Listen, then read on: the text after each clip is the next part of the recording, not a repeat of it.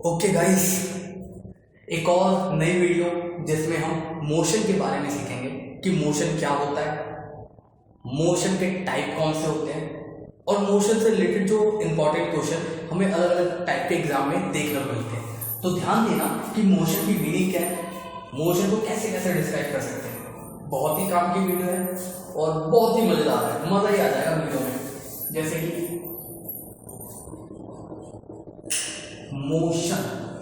Motion को दूसरा नाम गति भी है।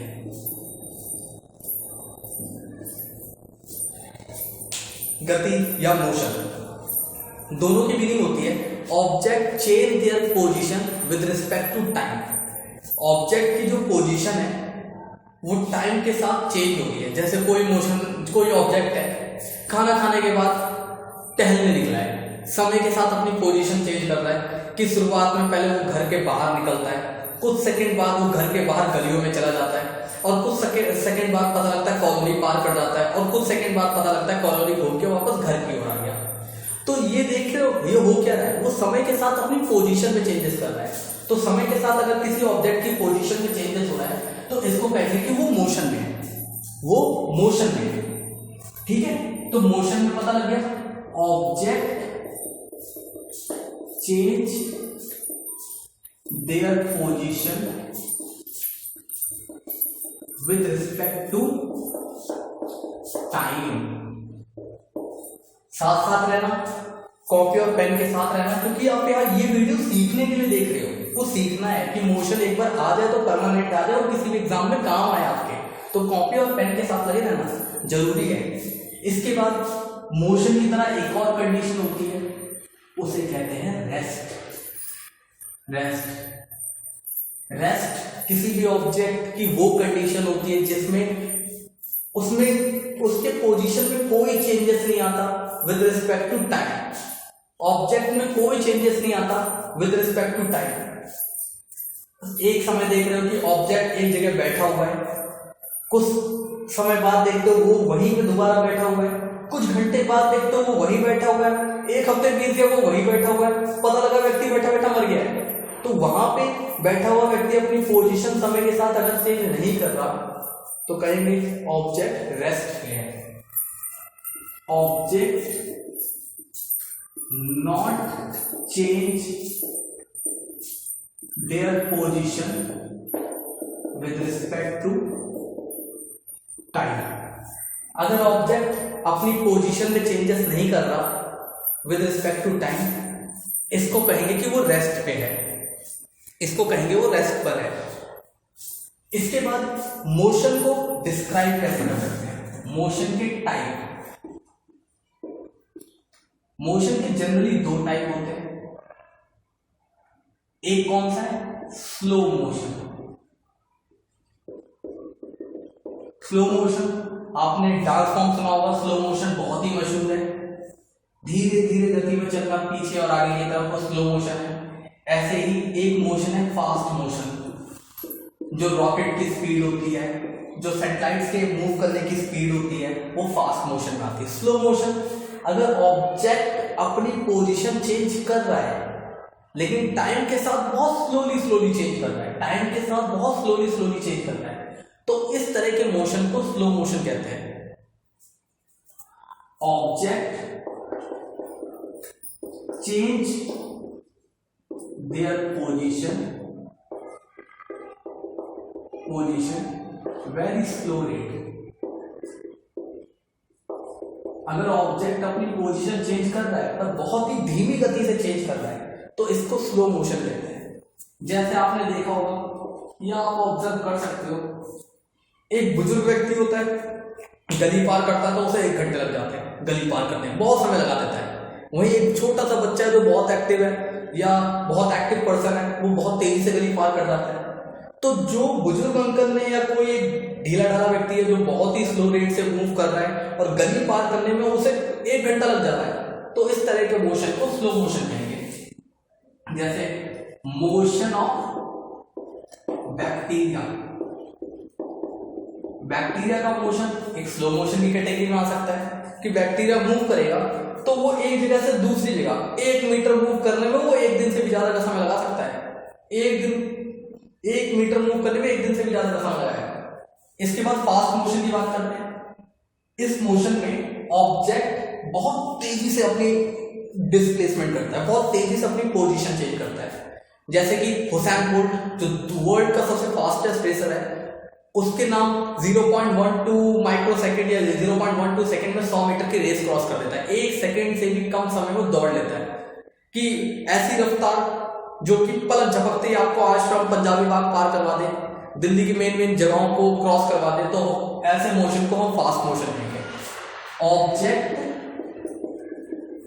Change their position very fastly, very fast rate, बहुत ही तेज रेट से अगर अपनी ऑब्जेक्ट पोजीशन चेंज कर रहा है तो इस तरह के जो मोशन है उसको फास्ट मोशन कहेंगे। Example, speed of bullet, gun से निकलती हुई गोली की रफ्तार बहुत तेज होती है, तो गन से निकलती हुई गोली की रफ्तार आप अज्यूम नहीं कर सकते, या एज्यूम नहीं कर सकते, एज्यूम कर भी सकते हो तो कैलकुलेट नहीं कर सकते डायरेक्टली कि उसकी रफ्तार कितनी होगी। तो इस तरह का जो स्पीड होता है, इस तरह का जो बुलेट की स्पीड है वो फास्ट मोशन में आ जाएगी। इसके बाद जो साइंटिफिक टाइप है मोशन के, वो 2 टाइप है। 2 टाइप कौन कौन से? एक है यूनिफॉर्म मोशन, यूनिफॉर्म मोशन, और एक है non uniform motion, non uniform motion. Uniform motion, uniform motion वो टाइप का मोशन है जिसमें object equal interval of time में इक्वल डिस्प्लेसमेंट शो करता है। ध्यान से सुनना, इक्वल डिस्प्लेसमेंट हो रहा है in equal interval of time में, इसको यूनिफॉर्म मोशन कहते हैं। जैसे ले लेते हैं एक एग्जांपल कार का, कि कार दिल्ली से यूपी जा रही है, दिल्ली से यूपी जाने में उसका जाने का तरीका क्या है कि हर आवर में 50 किलोमीटर कवर कर रही है, फिर अगले आवर में 50 किलोमीटर कवर कर रही है, फिर अगले आवर में 50 किलोमीटर कवर कर रही है, फिर अगले आवर में 50 किलोमीटर कवर कर रही है। तो उसका तरीका यही है दिल्ली से यूपी तक पहुंचने के लिए कि वो हर आवर में 50 किलोमीटर कवर करेगी। तो इसमें क्या हो रहा है? Equal displacement equal interval of time में हो रहा है। तो इस तरह के मोशन को यूनिफॉर्म मोशन कहेंगे। Object change there equal displacement in equal interval of time, interval of time. Next, non uniform motion. Non uniform motion वो मोशन है जो जनरली हमारी सड़कों पे देखने को मिलता है, कि हमें पता है कि कोई भी व्यक्ति जो जनरली यहां से ड्राइव करते हुए जा रहा है दिल्ली से यूपी, ऐसा है ही नहीं कि वो हर आवर में 50 किलोमीटर कवर करेगा। जहां रोड खाली मिलेगी इंसान टाइम बचाने के लिए तेजी से 100 किलोमीटर भी कवर कर सकता है, और जहां जाम मिल जाएगा वहां पता लगा 2-2 घंटे वो एक ही जगह पे गाड़ी थमी पड़ी है, रुकी पड़ी है, ऐसा हो सकता है। तो इस तरह का मोशन जो जनरली हमारी आम लाइफ में होता है, इसको हम नॉन यूनिफॉर्म मोशन कहते हैं, जो ज्यादातर होता है। इसमें क्या होता है? Object change there unequal displacement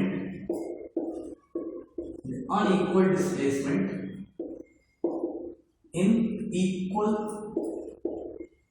interval of time, equal interval of time. Object अपना अनइक्वल डिस्प्लेसमेंट शो कर रहा है इक्वल इंटरवल ऑफ टाइम में। तो इसमें देखने को क्या मिलता है कि इसमें अगर मुझे डिस्क्राइब करना है इसका मोशन, तो कैसे हम डिस्क्राइब करेंगे? तो हमें पता है कि हमारे पास मोशन को अच्छी तरीके से रिप्रेजेंट करने के लिए जो क्वांटिटी है, जो फिजिकल क्वांटिटी है, उसको कहते हैं स्पीड। स्पीड वो समझेंगे, लेकिन उससे पहले नॉन यूनिफॉर्म मोशन का एग्जांपल ले लेते हैं। Car moving in different road, different road पे उसकी रफ्तार जरूर बदलेगी, इसलिए car moving in different road. Uniform motion में मोशन ऑफ रेल, रेल का मोशन हम जनरली ले सकते हैं कि वो यूनिफॉर्म मोशन में आता है। इसके बाद यूनिफॉर्म और नॉन यूनिफॉर्म मोशन के अलावा एक फिजिकल क्वांटिटी है स्पीड, उसको समझना बहुत जरूरी है। इससे रिलेटेड न्यूमेरिकल आपके कॉम्पिटिटिव एग्जाम में श्योर मिलने वाला है, बोर्ड में भी आएगा। आप इससे रिलेटेड गारंटीड है कि क्वेश्चन आप एग्जाम में डायरेक्टली देखोगे। इससे अच्छा यहाँ प्रैक्टिस कर लो, प्रैक्टिस जितनी अच्छी होगी एग्जाम उतना बेटर जाएगा। डायरेक्टली युद्ध में तलवार लेके लड़ने से ज़्यादा अच्छा होता है प्रैक्टिस कर लो, फिर उसके बाद लड़ने जाओ, जीतने के चांसेस बढ़ेंगे, जीतने के चांसेस बढ़ेंगे। ध्यान देना, स्पीड, स्पीड को कैसे डिस्क्राइब कर सकते हैं? स्पीड का मतलब होता है कि कोई भी व्यक्ति पर यूनिट टाइम में कितना डिस्प्लेस हो रहा है। पर यूनिट टाइम का मीनिंग होता है 1 आवर में कितना डिस्प्लेस हो रहा है, या 1 सेकेंड में कितना डिस्प्लेस हो रहा है, या 1 मिनट में कितना डिस्प्लेस हो रहा है। तो कह सकते हैं displacement in unit time, displacement in unit time. तो यूनिट टाइम जिसका मीनिंग 1 सेकेंड या 1 मिनट या 1 आवर कुछ भी हो सकता है, तो इतने टाइम में 1 सेकेंड में कितना डिस्प्लेसमेंट हुआ उसी को हम रफ्तार कहेंगे या स्पीड कहेंगे। रफ्तार एक रैपर भी बहुत फेमस है, बहुत अच्छे सिंगर हैं, जबरदस्त,